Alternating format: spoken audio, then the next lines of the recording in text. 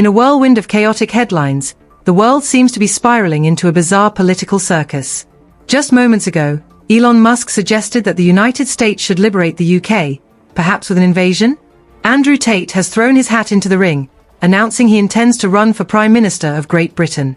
And as if that wasn't enough, Tommy Robinson has been trending on Twitter for over a week despite being banished from the public discourse. Meanwhile, Keir Starmer has the audacity to claim that the majority of Pakistani Muslim grooming gangs are merely a far-right problem. What kind of twisted logic is that? And to top it all off, Justin Trudeau has finally resigned. Jess Phillips? Well, she still looks like a walking disaster. All of this in just a couple of minutes. Welcome to 2025. Now, let's dive into something that's been raising eyebrows across the political landscape. Why did Nigel Farage, a man with no official political position, receive an invitation to Donald Trump's inauguration while Keir Starmer, the British Prime Minister, was left out in the cold? Sure, no British Prime Minister or monarch has ever graced a US presidential inauguration, but Starmer's absence from Trump's guest list is more than a mere formality. It's a deafening signal that can't be ignored. Trump, known for his bluntness, always makes choices that resonate deeply, and it's hard not to see this as a deliberate message.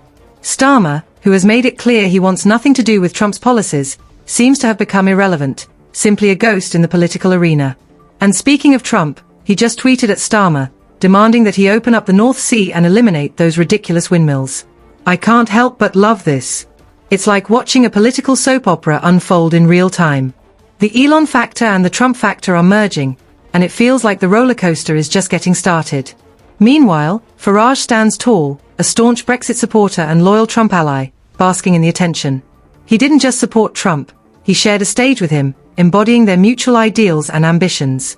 It seems clear that Trump is making strategic moves, rewarding loyalty and discarding those who refuse to follow his lead. This raises serious questions about the state of UK-US relations.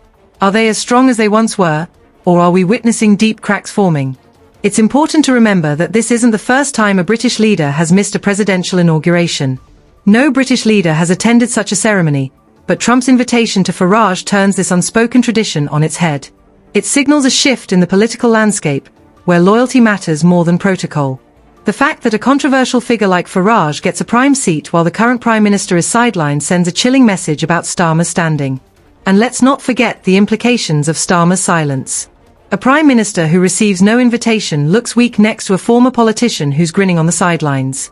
This raises doubts about how Starmer's approach to Trump is perceived and whether his position has led to negative consequences on the global stage. If anyone's reveling in this chaos, it's Katie Hopkins. The moment Trump overlooked Starmer in favor of Farage, Hopkins couldn't contain her delight. This isn't just politics for her, it's entertainment, and she's loving every minute of it. Hopkins has been vocally supportive of Trump's boldness, viewing his actions not just as a snub but as a calculated jab at Starmer.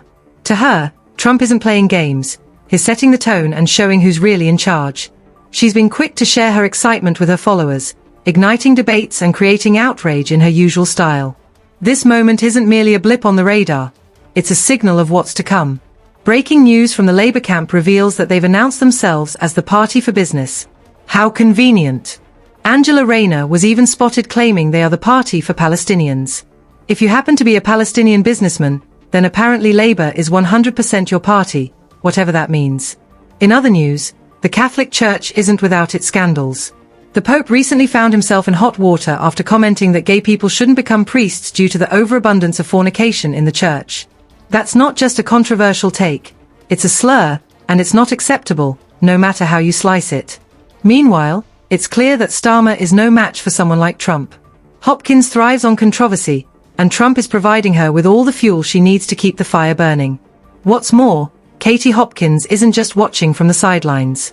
She's been invited to meet Trump personally. This gesture speaks volumes about how much he appreciates her unwavering support. For someone like Hopkins, who thrives on being at the center of political drama, this invitation is a jackpot that fuels her energy and ambition. In a world where political allegiances are shifting and the stakes are higher than ever, the dynamics between figures like Trump, Farage, and Starmer are more than just a spectacle. They're a reflection of the tumultuous political landscape we find ourselves in. So, what do you think about this unfolding drama? Are we witnessing the dawn of a new political era, or is it just the same old circus with different clowns? Share your thoughts, and let's keep this conversation going. Until next time, stay tuned for more outrageous developments in this ever-evolving story.